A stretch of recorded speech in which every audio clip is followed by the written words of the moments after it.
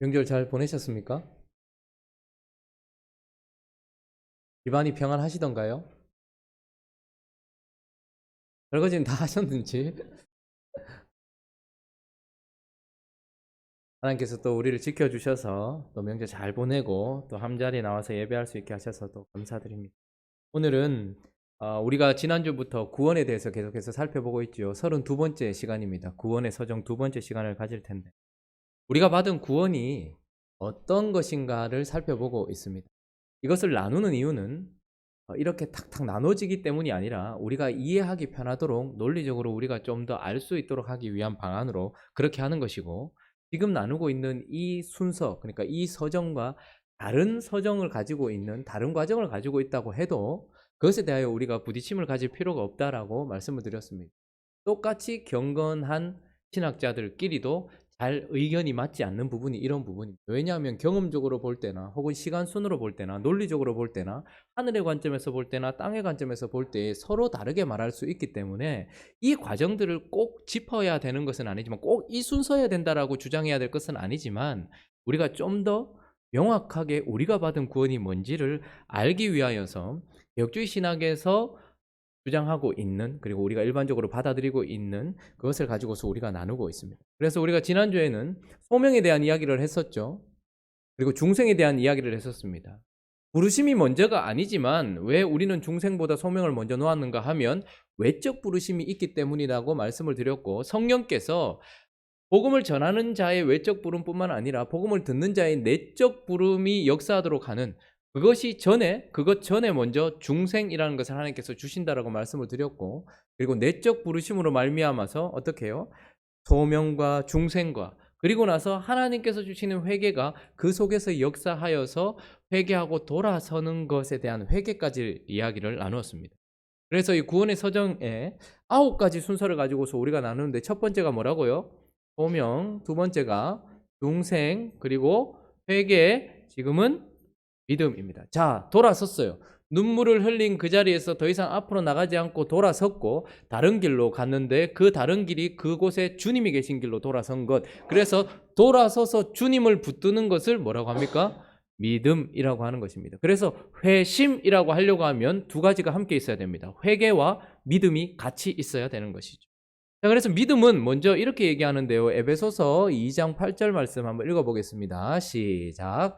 너희는 그 은혜에 의하여 믿음으로 말미암아 구원을 받았으니 이것은 너희에게서 난 것이 아니요 하나님의 선물이라. 자, 먼저 믿음도 중요한 것이, 회개를 이야기할 때도 회개도 우리가 하나님 앞에 잘못했습니다, 우리가 반성하고 우리가 후회하고 우리가 생각하고 우리가 돌아서는 것처럼 생각을 했지만, 회개도 하나님께서 선물로 주시고 난 이후에 그 속에서 역사하는 것인 것처럼 믿음은 더더욱 그렇다라고 이야기합니다.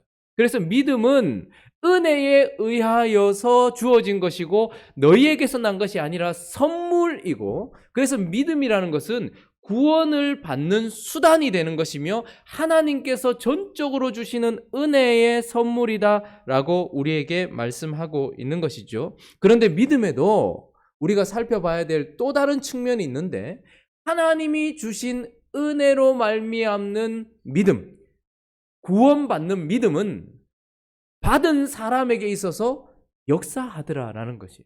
그래서 가짜 믿음도 있는데, 진짜 믿음은 하나님께서 선물로 주시고 나서 그 사람이 가지고 있으면 그 속에서 어느 순간인가 말씀과 예배와 삶 속에서 어떻게 해요? 드러나서 움직이게 된다라는 것입니다.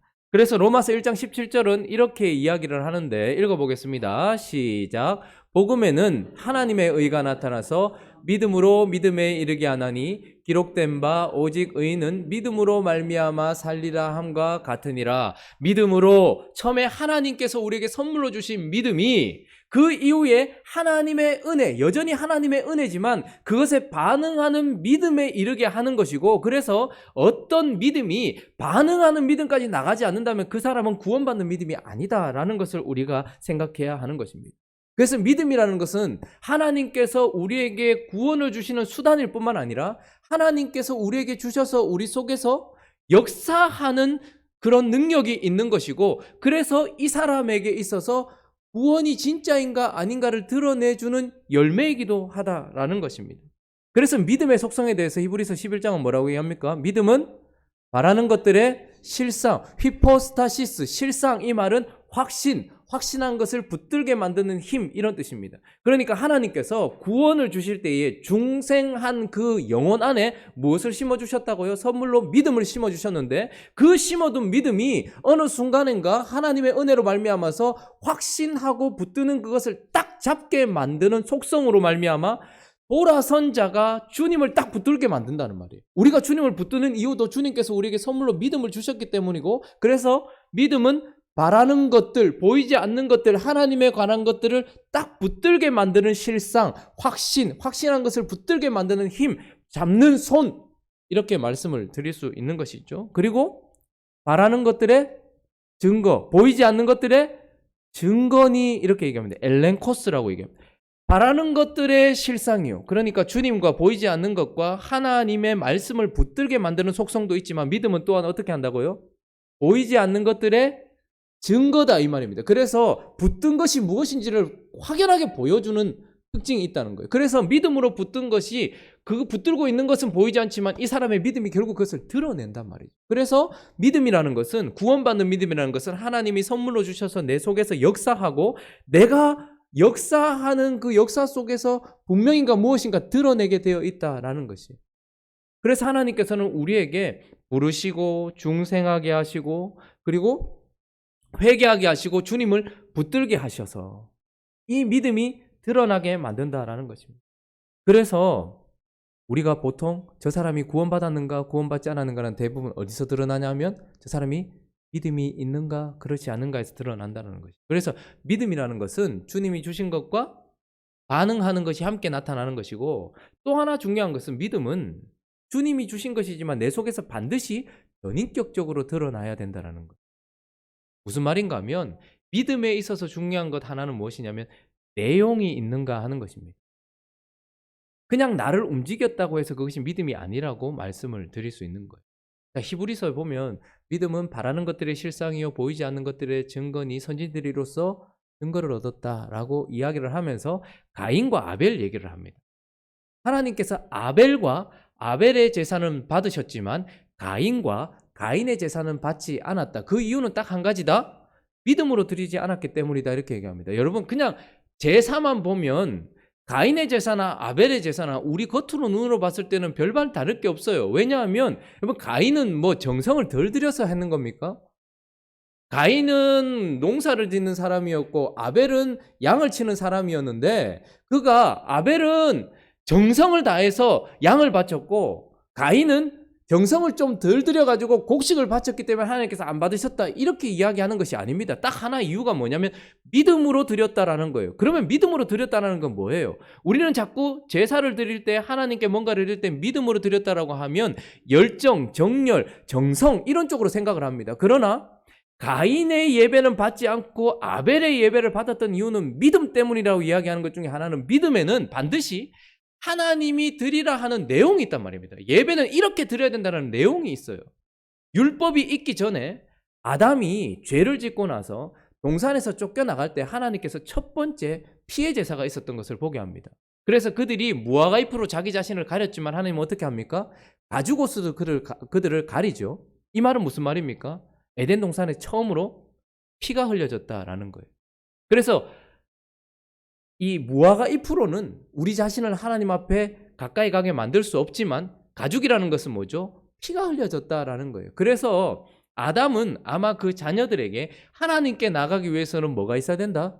피가 있어야 된다라는 것을 분명히 이야기해 줬을 것입니다. 그래서 아벨은 더 정성을 들이거나 더 화려하게 드린 것이 아니라 하나님이 이렇게 하라 하는 대로 제사를 드린 거예요. 그런데 가인은 오히려 정성을 더 드렸을지도 모르고 더 열심을 내었을지 모르지만 자기가 드리고 싶은 것을 하나님께 드렸다는 말입니다. 레위기 전체는 얼마나 정성스럽게 예배 드려야 되는가가 있는 것이 아니고 하나님이 어떻게 예배 드리라는 게 있어요. 그렇기 때문에 우리 또한 마찬가지입니다. 믿음이라는 것은 내가 하고 싶은 대로 하나님께 다 쏟아놓는 것을 믿음이라 하지 않고 하나님이 뭐라 말씀하시느냐에 따라서 자기 자신을 드리는 것이 중요하단 말입니다. 그래서 교회 안에는 가인과 같은 사람이 있습니다. 참 정성스럽게, 참 열심히, 참 온 삶을 다 바치는데 믿음이 아닌 사람들도 있다라는 거예요. 그러니까 믿음이라는 것은 중요한 것이 내용이 있느냐. 그래서 믿음이라는 것은 하나님이 말씀하신 대로 자기 자신을 드리는 것, 그걸 믿음이라는 하는 것이죠. 그래서 우리가 움직였다고 해서 다 믿음이 아닌 것입니다. 헌금을 해도, 헌신을 해도, 예배를 드려도, 봉사를 해도, 직분을 감당해도, 설교를 해도 믿음으로 하는 것이 있고 믿음으로 하지 않는 게 있단 말이에요. 그 근거가 어디에 있는 거예요? 자기 자신에게 있는 가인과 같은 제사가 있고 하나님의 말씀 터 위에 있는 하나님 앞에 근거가 있는 것이 있단 말이에요. 이걸 믿음이라 한다는 거예요. 자, 그리고 또 하나 중요한 것은 믿음이라는 것은 내용이 있어야 되는 거예요. 또 하나 중요한 것은 나를 움직일 때 그걸 믿음이라고 하는 거예요. 자, 내용만 있는 사람들이 있어요. 하나님이 뭐라 하시는지 다 알아. 말씀이 막 구구절절 다 나와요. 그리고 믿는다고 막 이야기를 해요. 말도 하고 스스로 감동도 받아요. 그런데 진짜 이것이 살아있는 믿음이라고 한다면 내용대로 움직여야 되고 또 그 내용에 따라 자기 자신을 드려야지만 그게 진짜 믿음이라는 거예요. 우리가 보통 믿음이라고 하면 내가 무엇을 아느냐의 지적인 부분과 함께, 그래서 하나님의 말씀, 진리를 알아야 되겠죠. 그리고 그것에 내가 동의가 돼야 되는 것입니다. 맞다라는 동의, 정, 그리고 뭐죠? 나의 의지까지 드려질 때, 내가 드려질 때 이 사람 안에 있는 믿음이 진짜 믿음이다라고 말할 수 있는 거죠. 뭐 이런 예화가 워낙 다양하게 있어서 여러분들 많이 들어보셨겠지만 적절하기 때문에 한번 언급해 본다면, 예전에 뭐 나이아가라 폭포에 어떤 사람이 줄을 잘 타는 사람이 있었다고 하죠. 그래서 그 사람이 이 폭포 끝에서 저 폭포 끝까지 줄을 연결해 놓고, 외줄로 연결해 놓고 그것을 이제 지나가게 되는 거예요. 많은 사람들이 와서 뭐 취재진도 오고 사람들이 와서 응원도 하기도 하고, 진짜 건너갈 수 있을까? 그 물이 떨어지는 그곳에서 한 줄, 외줄 걸어 놓고 그것을 그냥 그렇게 통과하는 그 사람들 보기 위해서 이쪽 끝에서 이제 기다리고 있는데, 이 사람이 실제로 어떻게 합니까? 외줄을 건너오는 것이죠. 그리고 나서 사람들이 막 칭송을 하고 막 난리가 나서 정말 대단하다. 어떻게 나이아가라 폭포를 외줄로 건너냐? 대단하다라고 이야기하고 막 환호하는 사람들 중에 특별히 열렬히 더 환호하던 친구가 있었죠. 그런데 이 사람이 지나가고 나서 이렇게 얘기하는 거예요. 사실 내게는 여기를 외줄로 지나가는 것은 아무것도 아니다. 그냥 평지를 걷는 것과 마찬가지로 내게는 어려운 게 아닙니다. 솔직히 말하면 나는 내 등에 누군가를 업고도 여기를 지나갈 수 있습니다. 라고 얘기하니까 충분히 그럴 수 있다고 생각한다. 주변에 있는 사람들이 정말 당신은 그렇게 할 수 있을 거라고 이야기했고, 그 중에 열렬히 환호하던 그 친구에게, 그 친구도 니는 그래 할 수 있다라고 나는 믿는다 라고 이야기를 했어요. 근데 그때 어떻게 합니까? 그 친구에게 너 진짜 내가 여기서 저기까지 누군가를 업고 지나갈 수 있다라고 믿냐? 믿는다. 니는 충분히 할 수 있다. 그럼 네가 내 등에 업혀라 라고 이야기를 한 거죠. 근데 그 친구가 어떻게 했을까요? 에이태! 믿는 거하고 그거하고는 다른 거지. 그거 어떻게 올라가나? 이건 믿음이 아니라는 거예요. 내가 열렬히 옳은 말하고 열렬히 내 정성을 다하고 내 마음이 감정이 막 흥분까지 되어 있다 할지라도 나 자신을 거기에다가 얹어지지 못한다면, 나 자신을 거기에 들이지 못한다면 그건 믿음이 아닌 것이다라고 얘기하는 것입니다. 자, 그래서 하나님께서 회개한 심령이 하나님께 주신 믿음으로 말미암아 주님을 붙들게 하는 그 믿음은 먼저 그 내용이 정확한가, 이것이 중요하고, 또 하나는 그 내용에 따라 그 사람을 움직이는가. 그래서 요 믿음, 구원의 과정 가운데 이 믿음을 우리에게 주신다라고 이야기를 하고 있습니다. 그래서 부르시고 중생하게 하시고 회개하게 하시고 믿음을 주신 그에게 이제 뭘 하시는 거예요? 그 다음 단계가 뭡니까? 의롭다라고 하나님께서 하십니다. 그래서 하나님께서 이 믿음을 보시고 의롭다 하시는 거예요. 아브라함을 처음 부르셨을 때 아브라함은 사실 갈 바도 알지 못했고 믿음이 있지도 않았습니다. 그래서 자기 아내가 자기 여동생이라고 속이기도 하고 하나님을 믿지도 못했지만, 그러나 시간이 지나면서 그거 어떻게 합니까? 하나님이 별을 보여주시고 모래를 보여주시면서 네 자손이 이렇게 많을 것이다. 지금 자식 하나 못 놓고 있는 아브라함에게 그렇게 말했을 때 아브라함이 그때에 믿음에라고 했을 때 하나님께서 어떻게 하십니까? 그것을 의로 여기시고 라고 이야기하는 것이죠. 그래서 하나님은 우리에게 주신 믿음이 반응하는 믿음으로 드러나는 진짜 믿음일 때 그 사람을 어떻게 하신다는 거예요? 의롭다라고 칭해 주신다라는 것입니다. 예수 그리스도의 의를 기초로 하여서 죄인에 대한 율법의 모든 주장을 만족시키게 된 재판적인 어떤 행위인 것입니다. 그래서 우리는 죄에서부터 돌이킨 정도가 아니고 예수를 붙든 정도가 아니라 의라는 것은 무엇입니까? 죄가 용서받았다는 정도가 아니라 하나님 앞에 서게 됐다라는 것입니다. 이건 엄청난 축복인 것입니다. 의라는 것은 하나님 앞에 옳음을 얘기하는 것이거든요. 그런데 우리는 죄 용서 안 받고 그래 알았다라고만 하는 것이 아니라 하나님 면전 앞에 설 수 있도록 의롭다라는 칭함을 받게 되는 것입니다. 자, 그런데 이 칭의라는 것은 언제나 가톨릭과 개신교에서 가장 첨예하게 부딪힌 부분도 바로 이 부분입니다. 의롭게 되는 것. 사람이 도대체 하나님 앞에서 어떻게 의로울 수 있냐? 라는 것에 대하여 가톨릭이 주장한 것은 무엇이었습니까? 많은 사람들이 가톨릭이 계속해서 하나님의 은혜도 필요 없는 것처럼 이야기한다라고 생각을 하고 복음주의자들이 그렇게 얘기해요. 가톨릭은 하나님의 우리가 구원받고 의롭게 되는 게 다 은혜 때문인데 가톨릭은 은혜 때문이 아니라고 이야기하는 줄 알아요. 그리고 가톨릭은 행위를 강조하는 줄 알고 있습니다. 그러나 사실은 가톨릭에서도 하나님의 은혜가 아니면 우리가 의롭게 되지 못한다라고 이야기를 해요. 그리고 가톨릭도 행위로 구원 못 받는다라고 이야기하고 그리고 죄 사함을 받고 하나님 앞에 의롭게 되는 것은 우리에게 달려있지 않다라고 이야기를 해요. 근데 문제는 무엇이냐면 딱 여기서 부딪혔는데 가톨릭이 주장하는 것은 무엇이냐면 그래서 우리에게는 은혜가 필요하고 그 은혜는 어떻게 온다고요?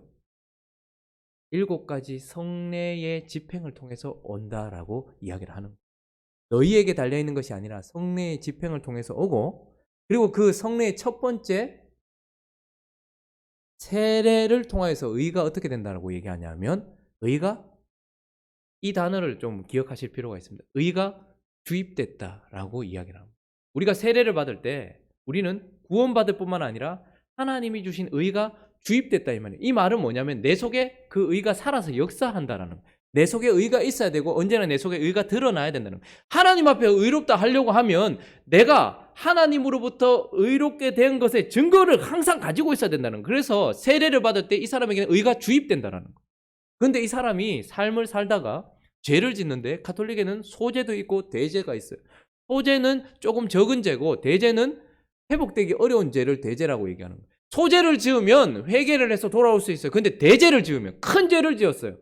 그러면 어떻게 된다라고 얘기하냐면 이 의가 어떻게 된다고 얘기하냐면 파괴된다 이렇게 얘기해요. 하나님께 받았던 의가 큰 죄를 지음으로 말미암아서 이 속에 있었던 의가 파괴돼 버리기 때문에 이 사람은 이제 하나님 앞에 의롭지 않다는 거예요. 그래서 있는 성례가 무엇이냐면 고해성사입니다. 그래서 고해성사는 대죄를 지어 의를 잃어버린 자의 두 번째 구원의 널빤지라고 이야기해요.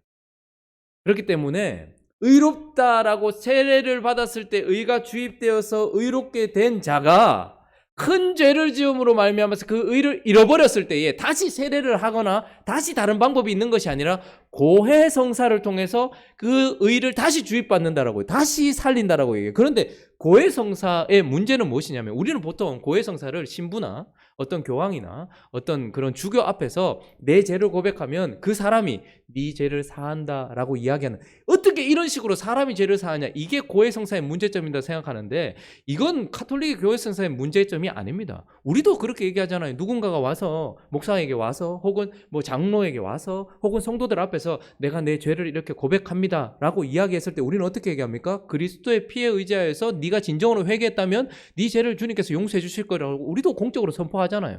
신부도 자기 자신의 가톨릭의 사제도 자기 자신을 근거해서 내가 네 죄를 사한다 이렇게 얘기하는 게 아니고 네가 진짜 회개했다면 그리스도가 너를 사죄해 주실 것이다 라고 공적으로 선포하는 거예요. 그런데 이것의 고해성사의 문제는 뭐냐면 그 이후에 보속행위가 따라온다는 거예요.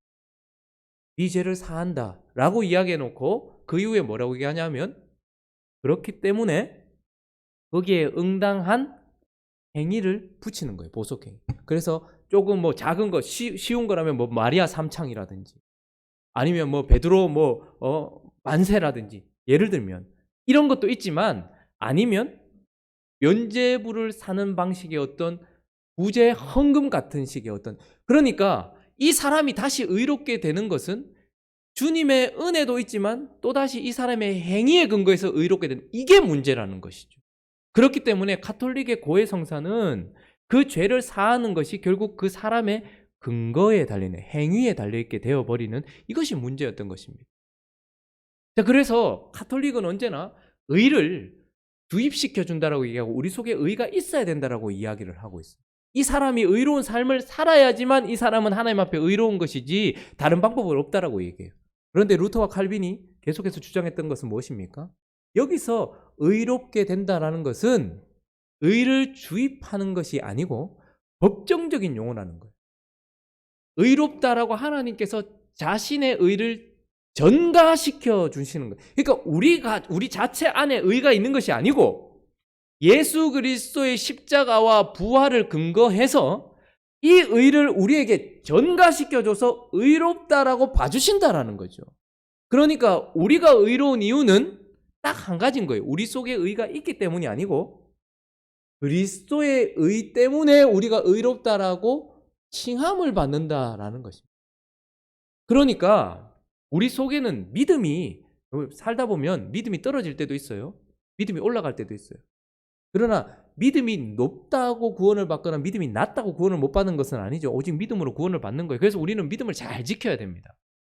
그래서 우리가 주장하는 것은 믿음은 올라갈 수도 있고 내려갈 수도 있어. 그러나 우리의 의는 언제나 정확해. 왜냐하면 우리의 의는 내게 있는 것이 아니라 나를 부르신 주님께 있는 거예요. 주님이 십자가에서 모든 죄를 사하셨고 주님이 모든 율법을 완성하셔서 그분은 완전히 의로우신 분이고 그분이 내게 의를 어떻게 주신 거예요?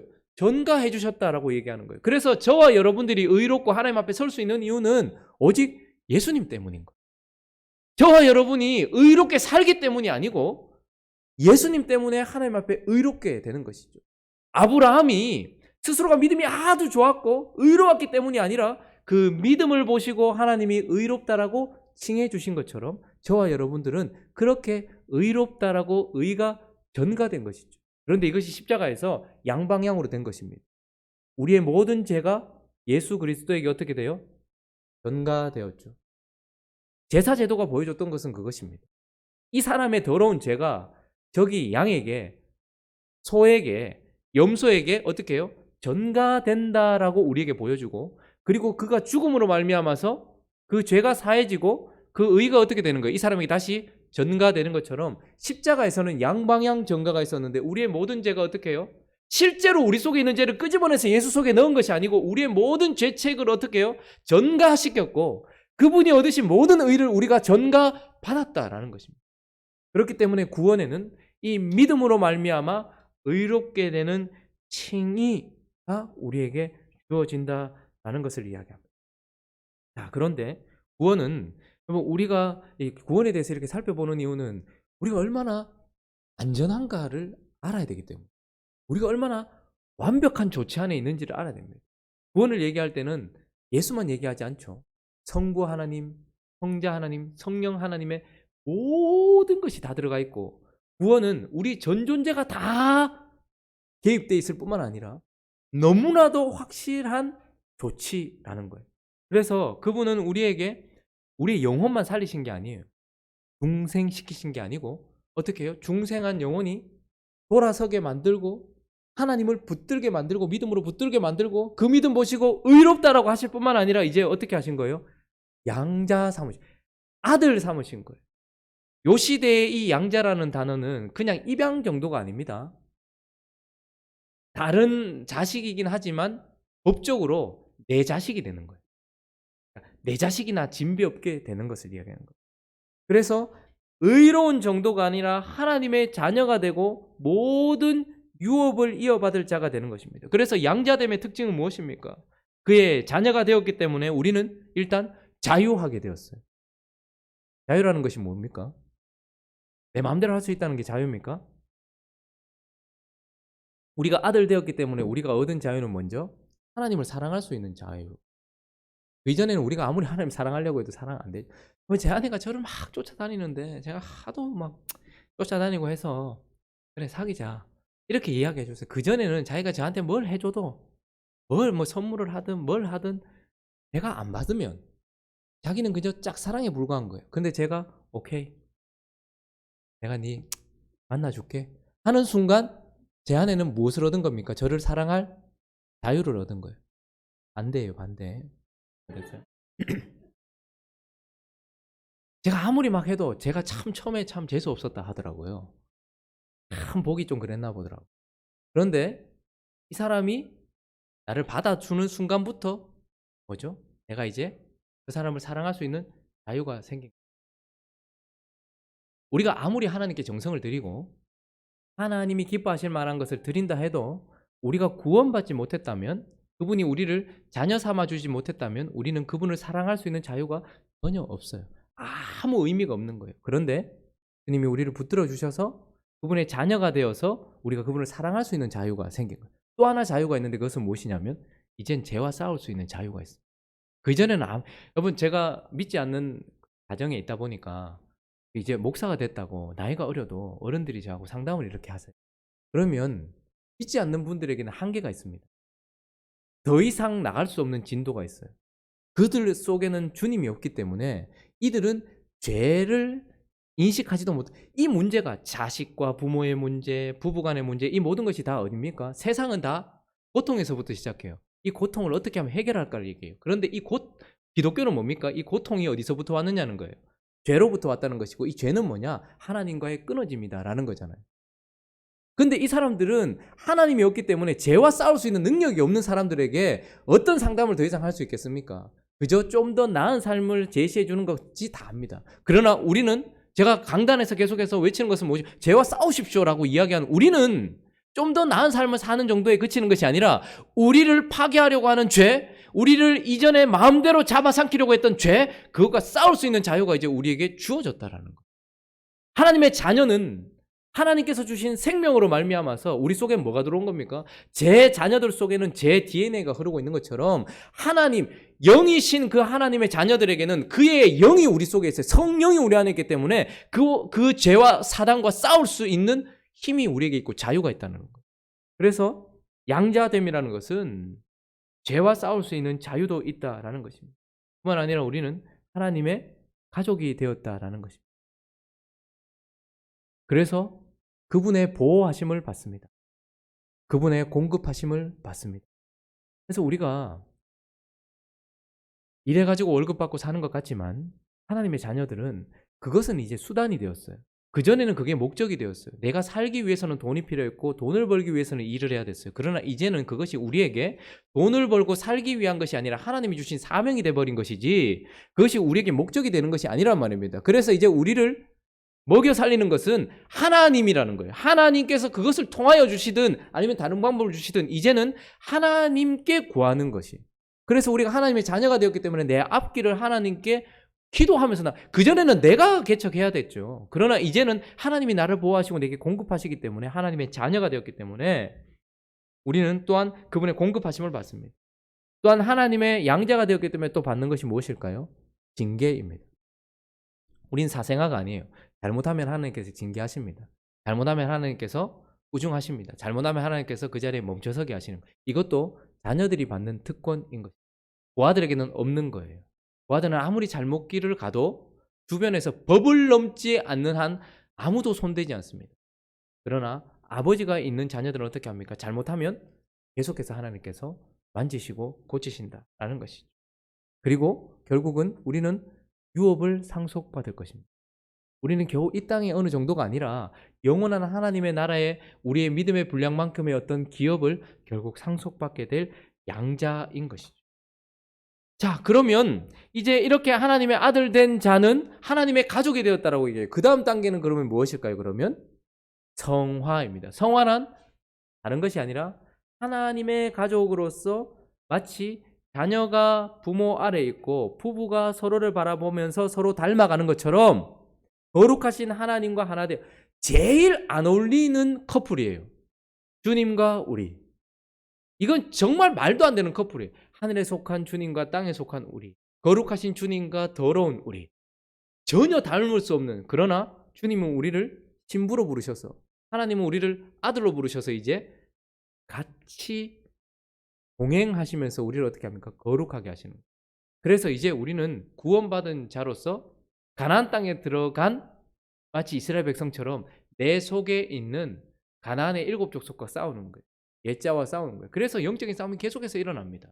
우리 속에서 거짓과 싸우고 음란과 싸우고 부패와 싸우고 분냄과 싸우고, 우리 속에는 여전히 이스라엘 백성들이 가나안에 넘어갔을 때에 요단강을 건너 딱 들어가는 순간 그곳은 여리고가 버티고 있었고 아이가 버티고 있었고 계속해서 7 족속들이 버티고 있었다. 근데 그게 어떻게 합니까? 하나님께서 이것들과 싸워서 그 땅을 거룩하게 하는 것이죠. 여러분, 우리가 구원받았습니다. 우리 속에 여전히 죄악들이 남아 있습니다. 부패성이 남아 있습니다. 이제 주님 뭐 하라고 하십니까? 싸우라고 하십니다.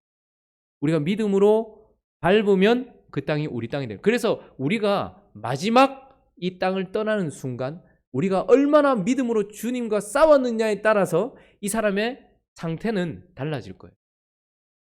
어떤 사람은 점점 거룩해져 있을 것이고 어떤 사람은, 가만히 있는 사람은 아무도 없습니다. 왜냐하면 우리 속의 부패성도 계속해서 역사하려고 하고 우리 안에 주님도 계속해서 역사하려고 해요. 그래서 내가 어디에 손을 붙들고 어떻게 살았느냐에 따라서 나는 거룩한 주님을 닮아 있을 수도 있지만 정말 추악한 인생으로 마칠 수도 있다라는, 그렇게 성화의 단계.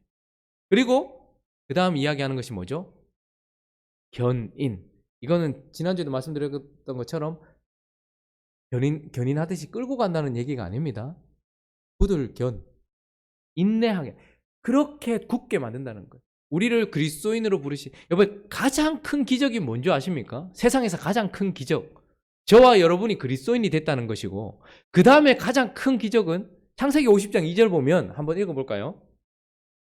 자, 읽습니다. 시작.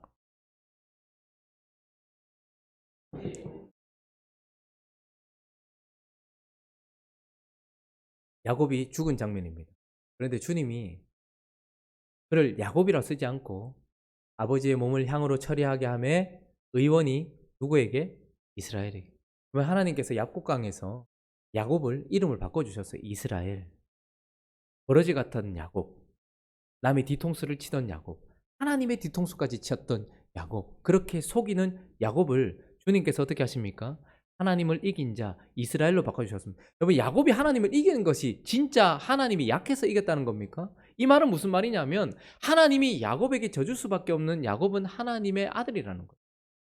하나님이 사랑하지, 제가 얘한테 져주는 이유가 무엇일까요? 여러분, 자식 이기는 부모 있습니까? 결국은 자식한테 질 수밖에 없는 부모는 그 자식을 사랑하기 때문에 그 자식에게 매일 수밖에 없는 존재라는 거예요. 그런데 하나님이 야곱을 그렇게 부르셨다는 거예요. 그래서 너는 하나님을 이긴 자다. 이렇게.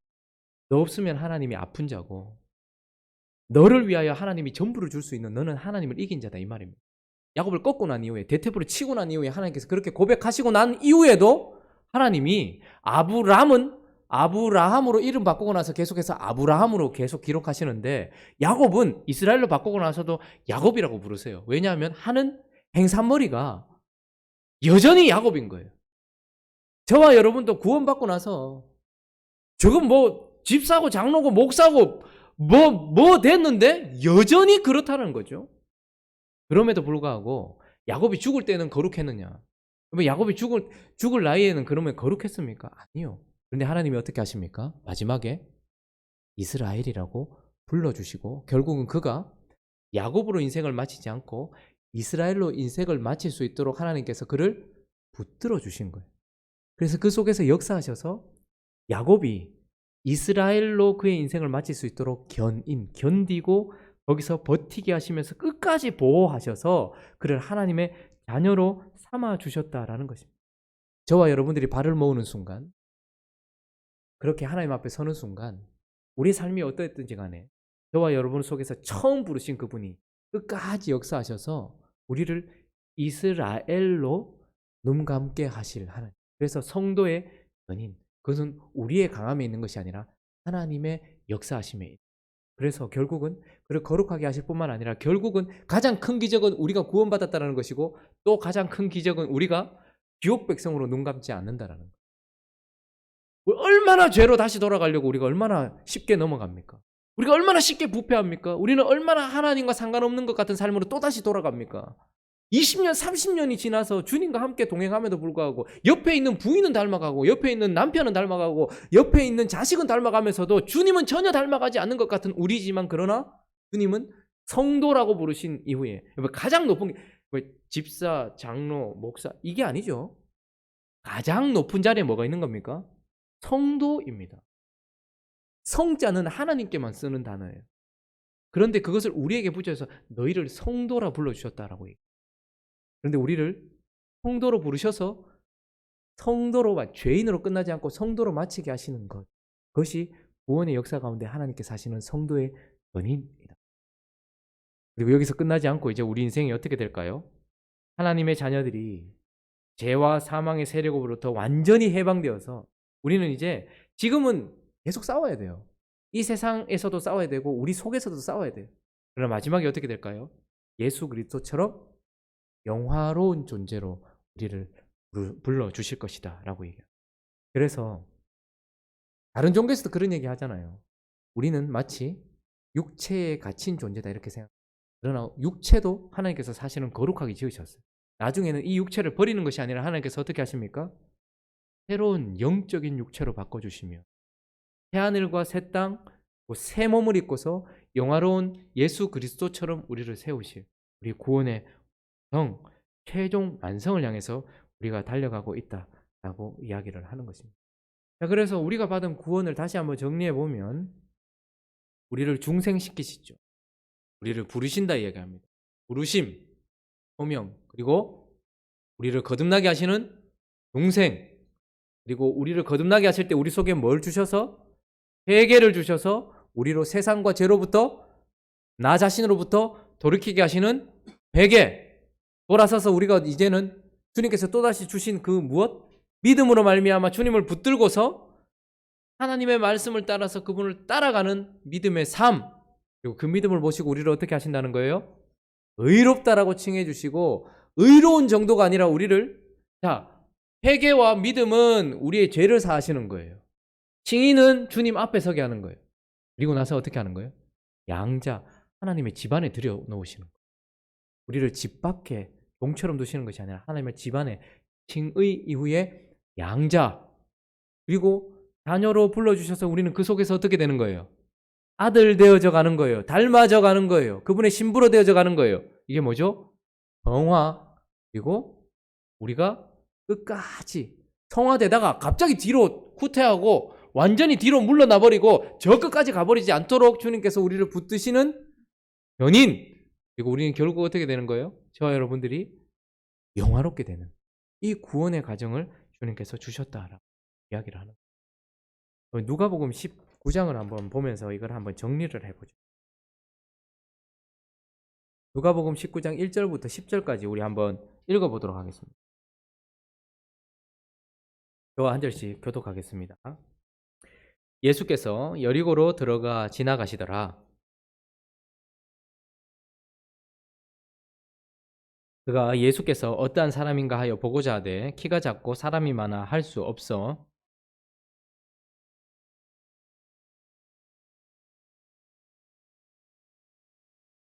예수께서 그곳에 이르사 쳐다보시고 이르시되 삭개오야 속히 내려오라 내가 오늘 내 집에 유하여야 하겠다 하시니 뭇사람이 보고 수군거려 이르되 저가 죄인의 집에 유하러 들어갔도다 하더라.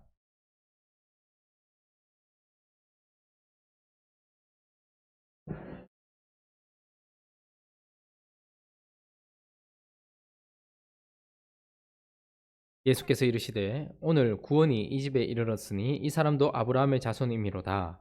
인자가 온 것은 잃어버린 자를 찾아 구원하려 함이라. 자, 누가는 아주 절묘하게 배치를 하고 있는데 누가복음 18장에는 부자 관원이 나옵니다. 누가 봐도 구원받은 사람. 누가복음 18장에 부자 관원이 나와요. 그가 와서 예수님께 어떤 질문을 하냐면 어떻게 하면 영생을 얻겠습니까? 라는 질문을 해요. 계명을 지키라라고 얘기했을 때 나는 모든 계명을 다 지켰습니다 라고 이야기를 하는, 누가 봐도 구원을 받을 것 같은 사람, 주님 앞에 찾아온 사람이 있어요. 그러나 누가 봐도 구원 못 받았을 것 같은 사람을 누가복음 19장에 딱 배치시키는데 그가 바로 삭개오입니다. 삭개오는 화려한 상 여리고성에 살고 있었죠. 그의 이름과, 근데 그의 이름은 의로운 자, 거룩한 자예요. 그러나 그는 세리장이었다 이야기합니다. 전혀 어울리지 않는 존재와 다른 삶을 살았던, 거룩하고 의로운 자여 했던 그가 민족의 피를 빨아먹고 사는 세리장으로 살았던 우리와 같은 똑같은 죄인이었어요. 그런데 그에게 주님께서 어떻게 하십니까? 찾아오셨다라고 이야기를 합니다. 이게 바로 중생이겠죠. 성령께서 삭개오 안에 역사하셨습니다. 그래서 그가 주님을 보고 싶어 했던 마음이 생겼어요. 그리고 나서 5절에 보니까 이제 예수께서 그곳에 이르사 쳐다보시고 이르시되 뭐 하십니까? 삭개오야. 뭡니까 이게? 소명입니다. 내적 그 부르심에 응답할 수 있도록 먼저 중생이 있었겠죠. 삭개오 안에 주님께서 먼저 찾아오셨다는 자체가 중생이라는 겁니다. 그리고 그에게 어떻게 하십니까? 의로운 자야 라고 말씀하시는 거예요. 빛이 있으라 말씀하시면 빛이 있는 것처럼 그분이 찾아오셔서 너는 의로운 자다라고 다시, 아무도 그에게 의롭다라고 말하지 않았겠죠. 스스로도 얼마나 힘들었겠습니까? 사람들이 삭개오라고 부를 때마다 의로운 자야 의로운 자야 이렇게 부르는데 의롭지 못한 삶을 살고 있었던 그러나 하나님이 찾아오셔서 그를 불러주시는 소명, 의로운 자야 라고 말할 때 그가 어떻게 되는 거예요? 거듭나게 되었겠죠. 그리고 나서 그가 어떻게 합니까? 주님께서 뭐라고 얘기하십니까? 그냥 삭개오라고 부르심 중생만 있는 것이 아니라 어떻게 하십니까? 속히 내려와라. 삭개오는 주님을 만나기 위해서도 올라가는 인생이에요. 우리 모두는 사실 올라가는 인생입니다. 바벨을 쌓는 인생입니다. 나 자신을 높이는 인생입니다. 나를 위해서 사는 인생입니다. 삭개오는 그렇게 해서 올라갔던 인생입니다. 그런데 그가 올라가서 주님을 딱 맞닥뜨리는 순간 하나님 위에 있는 자기 자신, 하나님보다 위에 있는 자기 자신, 교만한 자기 자신, 죄인인 자기 자신을 보게 되고 주님께서 어떻게 하십니까? 속히 내려오라라고 이야기합니다. 회개입니다. 그가 내려왔다라고 얘기합니다. 그리고 나서 그를 어디에 모십니까? 자기의 집에 모셔드리자마자 희한한 행동을 하죠. 8절에 보니까 주여 보시옵소서 내가 내 소유의 절반을 가난한 자에게 주겠사오며 만일 네 것을 토색한 것이 있으면 내 값을 갚겠습니다. 이것은 무엇입니까? 그의 원래 주인이 누구였죠? 돈이었습니다. 돈. 그런데 지금 그가 그렇게 생명처럼 여기던 돈을 어떻게 한다는 거예요? 모두 다 정리하고 소유의 절반을 팔아 가난한 사람한테 주고 네 것을 토색한 것이 있으면 어떻게 한대요? 4배를 갚는다. 이건 구원받으려면 돈 정리해야 된다. 돈을 다 정리해야 된다. 이 얘기를 하는 것이 아니라 그가 지금 회개했다는 것이 드러나죠. 원래 주인이었던 돈이 아니라 이제 지금 찾아오신 주님 앞에 믿음으로 섰다라는 것이고, 믿음은 내용이 있다라고 얘기했죠. 그래서 지금 이가 하고 있는 것은 무엇이냐면 레위기나 출애굽기에 나오는 율법에 따라서 자기가 잘못한 것에 대하여 이제는 돈을 정리하는 것이 아니라 이것을 내 주인이 되신 예수 그리스도의 뜻대로 사용하게 된다는 거예요. 믿음인 것이죠. 행함이 있는 것이죠.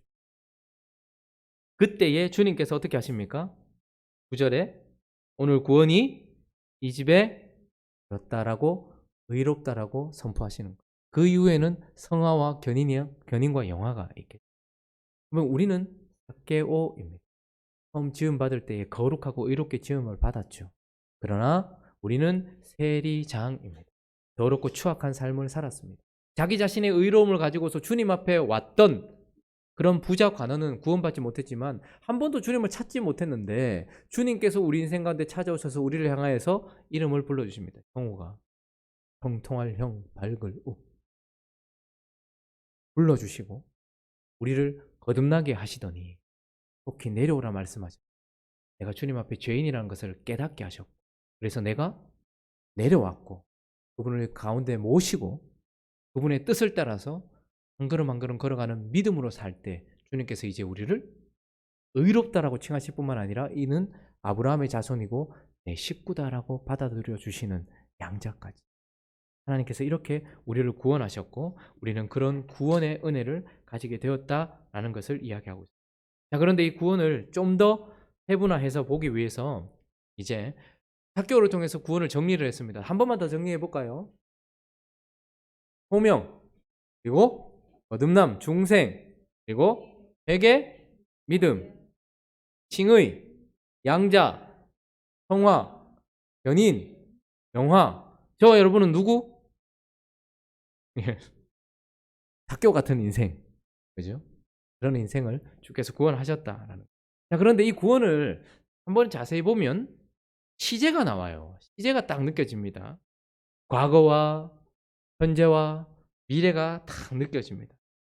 자, 소명과 중생과 회심과 믿음과 칭의와 양자는 이미 우리가 가진 것입니다.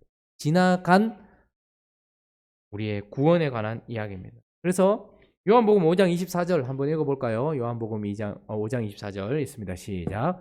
내가 진실로 진실로 너희에게 이르노니 내 말을 듣고 이를 믿는 자는 영생을 얻었고 심판에 이르지 아니하나니 사망에서 생명. 자, 내 말을 듣고 부르심이죠. 내적인 부르심입니다. 또 나 보내시는 이를 믿는 믿음. 그런 자에게는 영생을 어떻게 했다고요? 얻었고 사망에서 생명으로 옮겨졌다. 하나님 나라, 생명, 하나님 나라로 옮겨졌다라는 거예요.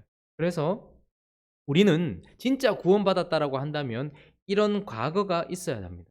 부르심과 중생과 회심과 믿음과 칭의와 양자라는 과거를 여전히 이어오면서, 그리고 또 하나, 만약에 진짜 그 사람이 구원받은 것이 진짜라면 현재가 있어야 돼요.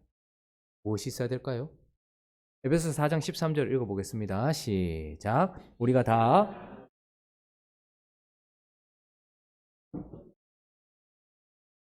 양성한 분량이 충만한 데까지 하나님을 아는 것과 믿는 것과 아는 일에 하나가 되어서, 믿음과 아는 것이 하나가 되어서 온전한 사람으로, 여러분 이미 저와 여러분은 구원을 받아서 온전한 사람이라고 칭함받았지만, 그러나 받은 그 칭함에 합당한 모습으로 나가기 위하여서 우리는 지금도 그리스도의 장성한 분량에까지 이르기 위하여 성화되기 위하여 싸우고 있고, 여전히 그리스도인으로 굳기 위하여서 견디고 있는 것이에요. 이런 현재가 있어야 되는 것입니다.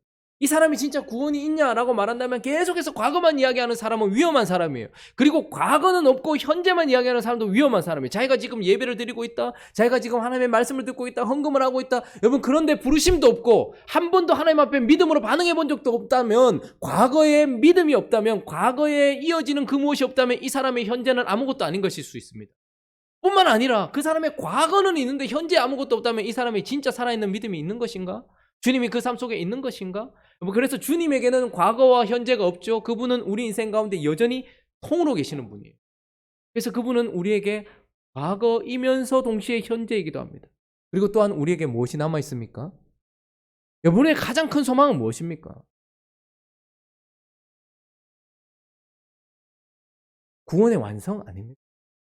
이 땅에서 아무리 좋은 거 누리고 살아도, 겨우 42년 살았는데도 생직고다. 불교가 정확하게 봤다. 생직고다. 예수 믿고 구원받은 사람도 생직고다. 여전히. 우린 여전히 계속해서 거룩한 삶을 싸워야 되니까. 그런데 이게 끝날 날이 있다는 것이 참 감사하지 않습니까?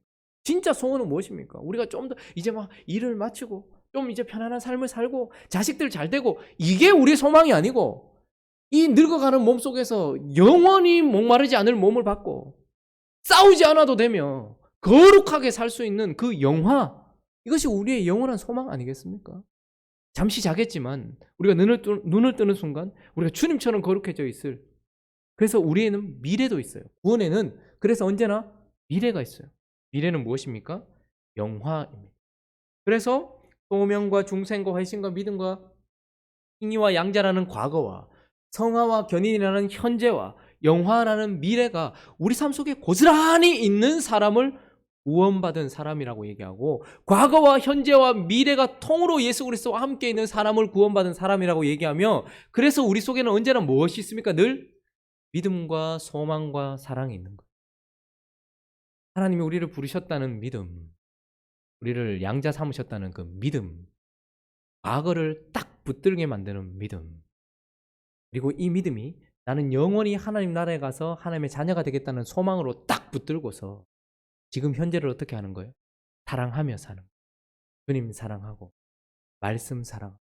그래서 믿음과 소망 가운데 지금 사랑하고 있는 사람, 그 사람이 구원받은 사람이라고 이야기하고, 한 가지 더 살펴보면, 그래서 이제 이 구원의 목적은 무엇입니까?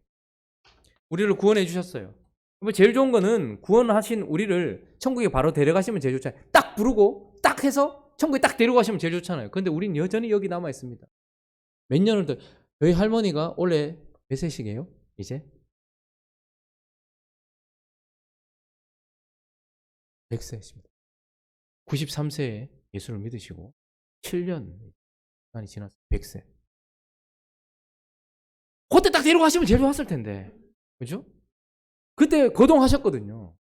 그때 이후부터 이제 병원에 계속 계셨어요.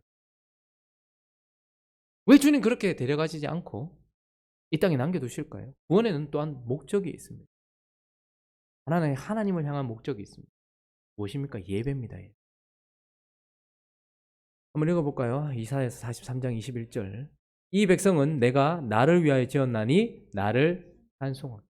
우리가 영원히 하나님 나라 가면 찬송하겠지만 이 땅에서 이제 마치 철든 자식처럼 우리가 어떻게 살게 되었는지, 어떻게 구원받았는지를 알게 되어서 주님을 찬송하는 것, 이것이 구원받은 자가 마땅히 해야 돼. 찬송은 입으로 노래 부르는 걸 얘기하는 게 아니에요. 삶 전체로 하나님을 높이는 걸 얘기하는 것입니다. 거기에는 입으로 노래 부르는 것도 있고 내 삶 속에서 하나님께 순종하는 것도 있고, 모든 것이 다 보여요. 찬송이란 내 삶 전체를 들여 주님을 자랑하는 것을 찬송이라고 이야기하는 것입니다. 에베소서 1장 11절 12절도 읽어보겠습니다. 시작. 모든 일을 그의 뜻의 결정대로 일하시는 이의 계획을 따라 우리가 예정을 입어 그 안에서 기업이 되었으니 이는 우리가 그리스도 안에서 전부터 바라던 그의 영광의 찬송이 되게 하려. 주님이 우리를 구원하시고 이 땅에 남겨두시는 이유는 하나님의 영광은 여전히 하늘 위에 영원하고 충만하지만 이 땅에서는 믿는 자의 삶에 따라서 하나님의 영광이 받기도 하고 그렇지 않기도 하죠. 우리를 통해서 하나님이 찬송받으시고 영광 받으시려고 우리를 구원하시고 지금 이 땅에 남겨두신 겁니다. 손해보더라도 주님 말씀대로 살아가고 아프더라도 끝까지 주님 붙들고 있는 우리의 삶의 찬송을 받으시려고, 예배 받으시려고, 그래서 하나님을 영화롭게 하고 하나님을 영원토록 즐겁게 하게 하기 위해서, 예배하기 위해서 뿐만 아니라 로마서 8장 29절은 이렇게 얘기합니다. 읽어보겠습니다. 시작. 하나님이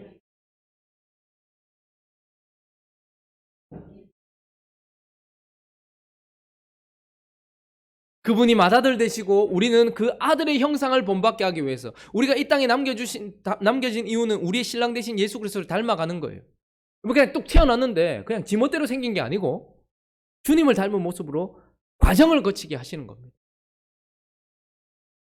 그래서 사실 어떻게 보면 하나님 앞에서의 예배와 예수 그리스도와의 동행, 이건 똑같은 예배인 것입니다. 말씀을 따라 살고 말씀대로 나아가는 것, 주님이 우리를 구원하신 목적은 바로 예배를 위한 것입니다. 예배란 하나님을 높이는 것일 뿐만 아니라 예수와 동행하는 것을 예배라고 하는 것.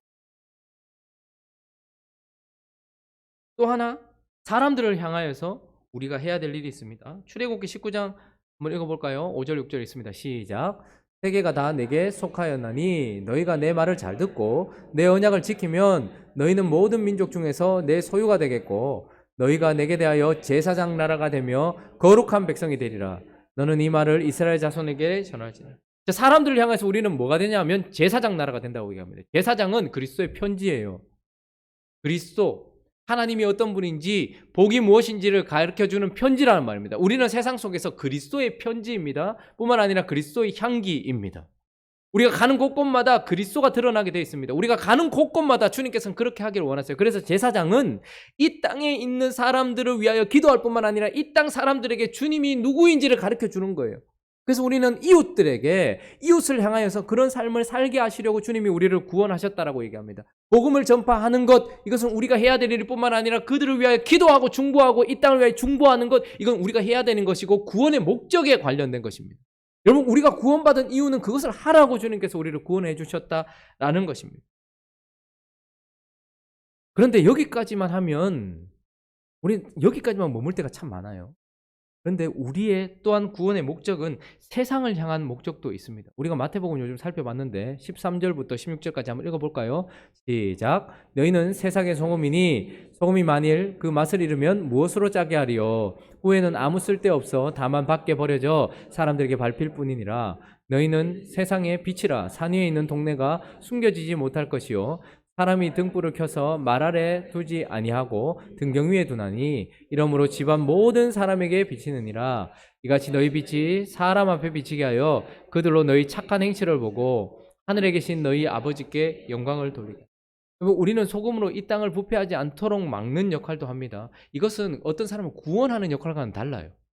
세상 속에서 무엇이 옳은지 하나님이 이 땅에 계시다라는 것을 보여주는 존재일 뿐만 아니라 빛을 비춰줌으로 말미암아서 그들이 자기 자신을 보게 하고 그들이 좀 더 옳은 길로 갈 수 있도록 해주는 것. 구원이 주어지지 않는다 할지라도 그 사람들에게 바른 삶을 살게 함으로써 말미암아서, 여러분, 지옥에도 단계가 있죠. 뭐 이런 1단, 2단 이런 걸 얘기하는 것이 아니라 죄에도 경중이 있단 말입니다. 상급에도 경중이 있어요. 더 많은 상급을 받을 사람이 있고 적은 상급을 받을 사람이 있을 것입니다. 구원은 같지만 상급은 달라요. 지옥도 마찬가지입니다. 영원한 형벌은 같지만 그 속에서 더 많은 죄를, 그래서 고라신과 벳세다가 나중에 더 할 것이다, 비교급이 나오죠. 그래서 우리가 좀 더 나은 삶에 대하여 보여주고 가르치고 이 세상 속에서 무엇이 옳은지 그른지를 보여주는 빛의 역할을 감당함으로 말미암아서 이 세상 속에서 우리가 세상 속에서도 감당해야 될 일이 있단 말입니다. 근데 어떤 사람들은 복음 전하는 것 이외에 다른 어떤 것도 의미를 두지 않는 사람들도 있고, 또 어떤 사람들은 이 세상을 좀 더 나은 세상이 되게 하기 위한 데는 힘을 쓰는데 복음을 전하는 데는 아무런 역할을 하지 않는 사람도 있고, 또 어떤 사람들은 하나님을 향한 예배는 완전히 그쳐진 사람들도 있어요. 그래서 우리가 구원받았다는 것은 결혼과 같다라고 생각하시면 됩니다. 여러분, 우리가 결혼한 이유는 무엇입니까? 옛날에 조선시대에는, 조선시대나 뭐 이럴 때는 자식, 아들 놓는 게, 대를 잇는 것이 결혼의 목적이었어요. 그래서 어떻게 합니까? 아들 못 놓으면 또 다른 여자 데리고 오고 또 다른 여자 데리고 오고. 근데 그런 교회들이 요즘 있어요. 오직 전도, 교회에 사람들 불러 모으는 것만. 뭐 그게 나쁜 건 아니지만 그것이 목적이 아니고, 결혼은 무엇입니까? 둘이 서로 사랑하기 위한 거예요. 함께 하기 위한 거예요. 우리가 구원받은 것은 우리가 예수님과 함께 동행하기 위한 거예요. 그래서 주님을 사랑하는 것, 예배하는 것, 이것이 목적입니다. 또 하나는 뭡니까? 그렇게 하다 보면 자연스럽게 자녀는 어떻게 해서 생기는 거예요? 뭐 왜다 보니 생겼부터 막 그게 아니고 둘이 깊이 사랑하면 나오는 자연적인 결과가 자녀인 것입니다. 우리가 주님을 깊이 사랑하면 그 사랑 때문에 어떻게 하는 거예요? 복음이 전파되게 되고 구원받는 영혼들이 생겨나는 거예요. 이것도 결혼의 목적인 거예요. 뿐만 아니라 이제 자녀들을 잘 양육해서 세상 속에 어떻게 하는 거예요? 빛과 소금의 역할을 감당하도록, 자기 역할을 감당하도록 해주는 것. 그러니까 어떻게 보면 구원이라는 것은 우리의 결혼과 같습니다. 어떤 교회는 예배에만 집중해서 전도도 전혀 안 하고 세상에 대하여 전혀 무관심한 교회가 있습니다. 또 어떤 교회는 하나님에 대한 예배, 그것은 오직 전도뿐이다라고 생각하면서 계속 사람들 늘리는 데만 집중하는 사람들이 있어요. 또 어떤 교회는 예배와 전도는 뒤로 하고 이 세상에 우리가 빛과 소금이 되어야 된다고 얘기하면서 세상 속에서 뭔가 하려고 하기만 하는 그런 교회도 있어요. 그러나 우리는 모든 것의 균형을 이루어야 되는 거예요. 구원이란 바로 이것을 위하여서 주님과 함께 동행하고 복음을 전파하며 이웃에게 빛을, 생명을 전해주며 세상 가운데 주님이 통치하고 있다는 하나님의 나라를 비춰주는 이 모든 것들이 우리 안에 함께 있는 거예요. 그래서 우리가 직장 생활을 잘하는 것도 매우 중요합니다. 내 한마디 때문에 그 사람이 교회에 나가진 않았지만 빛이 여기 있다는 걸 보여주는 것도 우리의 역할이에요. 그리고 복음을 전하는 것도 우리의 역할이고 그 가운데 주님을 예배하는 것도 우리의 역할이라는 거죠. 그래서 이런 구원으로 말미암아서 믿음과 소망과 사랑으로 하나님을 향한 예배와 주님을 사랑하는 그 사랑과 이웃을 향한 복음 전파와 세상을 향한 소금과 빛의 역할을 감당하는 행복한 우리 교회가 되시기를 예수 그리스도의 이름으로 축원합니다. 많이들 피곤하시죠? 기도하겠습니다.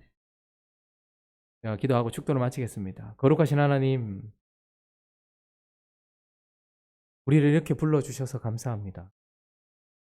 주님이 찾아오신 것이 구원이고 주님이 우리 속에 부르신 것이 구원이고 죽었던 우리의 영이 살아나는 것이 구원이고 우리가 돌아서는 것이 구원이고 주를 붙들게 되는 것이 구원이고 의롭다 칭함받는 것이 구원이며 왜 자녀가 된 것이 구원이고 그럼 변하고 있는 것이 구원, 주님의 자녀답게 굳어지고 있는 것이 구원이며 결국 우리는 새하늘과 새 땅과 새로운 나 자신을 바라보고 있는 이것이 구원인 것. 그래서 믿음이 나를 붙들고 있고 소망이 오늘도 나를 일으켜서 오늘 현재를 사랑으로 살아가는 이 구원으로 우리를 불러주셔서 감사합니다. 구원받은 자답게 주님을 사랑하는 예배가 있게 하여 구원받은 자답게 주님을 사랑하기 때문에 그 생명을 전파하기 위한 복음 전파와 기도가 있는 우리가 되게 하여 주시옵시며, 우리가 있는 이 시간과 공간 속에서 하나님이 통치하고 있다는 것을 보여주기 위한 세상을 향한 직분도 감당하는 우리가 되어서 행복한 우리 교회는 균형 잡힌 주의 자녀요, 주님을 기쁘시게 하는 거룩한 하나님의 나라가 될 수 있도록 주께서 역사하여 주시옵시고 붙들어 주시옵소서. 구원을 더욱더 묵상하며 구원에 더욱더 감사하는 우리가 되어질 수 있도록 그래서 축복하여 주시옵소서. 감사합니다. 주 예수 그리스도의 이름으로 기도드립니다. 우리 주 예수